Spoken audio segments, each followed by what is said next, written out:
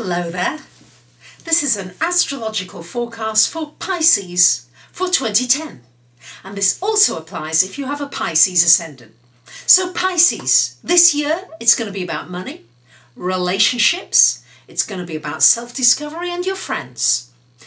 Pisces, this is going to be your year for most of it, because we've got Jupiter, the planet of good fortune, abundance and luck and growth, coming into your sign in January.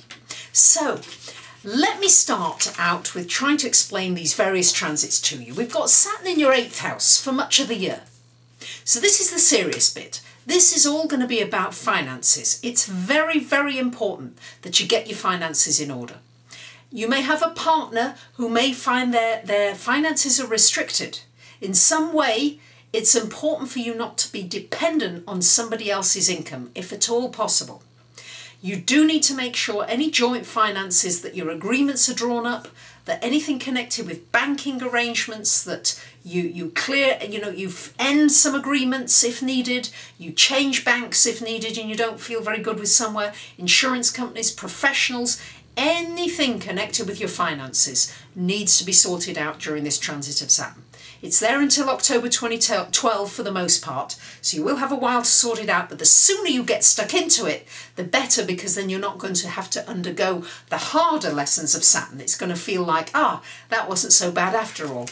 So I'm giving you nice tips, due warning, head on first, so you can get a heads up and a start on this.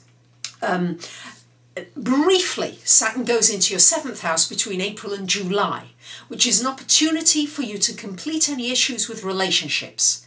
Anything that needs completing. Some of you will have ended a relationship, or those of you in a relationship may have gone through some challenges and this relationship has come out stronger and better than ever.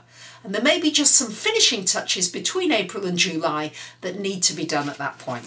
Equally, somebody older could come into your life and they could act as some kind of a mentor or a guide during that period.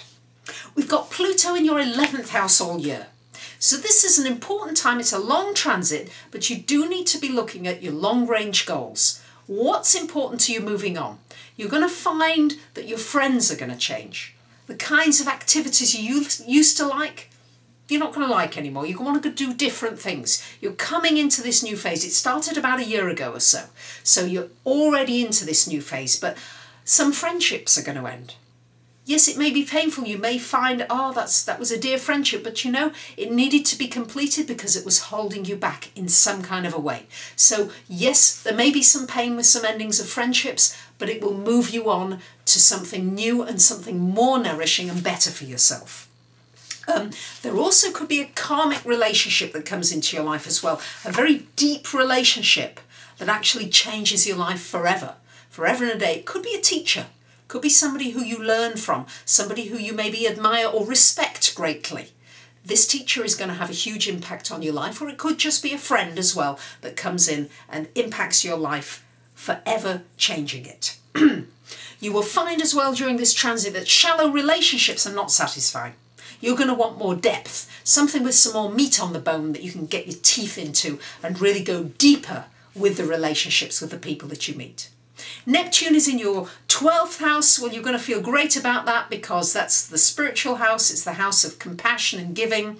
Very good if you can find some way of giving to charity, even if it's just a small way that you do it on a regular basis. This will satisfy that Neptune. It's also going to make you want to withdraw and go within. Nothing new for Pisceans at all, but just make sure that you don't allow yourself to isolate yourself from other people during this period as well. But it'll be a deeply spiritual period, and I think very fulfilling for you on that spiritual, metaphysical level. And then we have the goodies.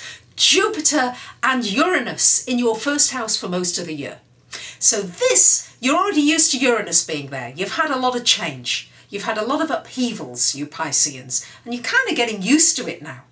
But with Jupiter coming into your 1st house, this is the year for opportunity. This is the year for growth, for discovering more about yourself, for what you want, for becoming more confident, for coming out there a little bit more. But it's a great time when new things come in, you're given a lot more resources to work with, some supportive people come in, They're going to be unusual, they're going to be exciting, but it's really an exciting year of possibility for you. So if opportunities do come in, Pisces, do look at them more seriously than maybe you normally would. Take a look. Don't go in with rose-tinted glasses, but really look at these various opportunities. Some of them are going to be off the wall, but they might be exciting, they might be interested. Wait until Mars goes direct, which is around March 10th, before you actually take some serious action on some of these ideas, if you can help it. But in the meantime, you can be plotting that course of action, which can be very exciting. Between around June to September, these two planets move into your second house, and this is a time when there's going to be excitement in your finances. There could well be a windfall. There could well be money being erratic, going in, coming out. But you're going to feel very generous and benevolent. Careful you don't spend it all in one go. But don't worry about the money, because for sure it is going to start coming in one way or another when you least expect it. So try not to hang on. Not that you do too much, Pisces, because you're usually going with the flow for the most part with your fish. But very much this Jupiter and Uranus in your second, between that June-September time, enjoy these new opportunities financially and really go with any mad and zany ideas that you happen to come up with. So there you have it. It's going to be an interesting year. It's certainly the year for you to grab any opportunities, because good fortune is coming to you from many directions. And also it'll be a lot of growth for you ahead. A lot of growth, a lot of learning, and a lot of excitement. So I wish you a wonderful year ahead. For those of you that are interested in reading these forecasts, I will be putting them on my website in written format very soon. And you may like to consider having your own forecast done, a personal reading for this coming year. So I wish you a great year, and I thank you very much for listening. Bye for now.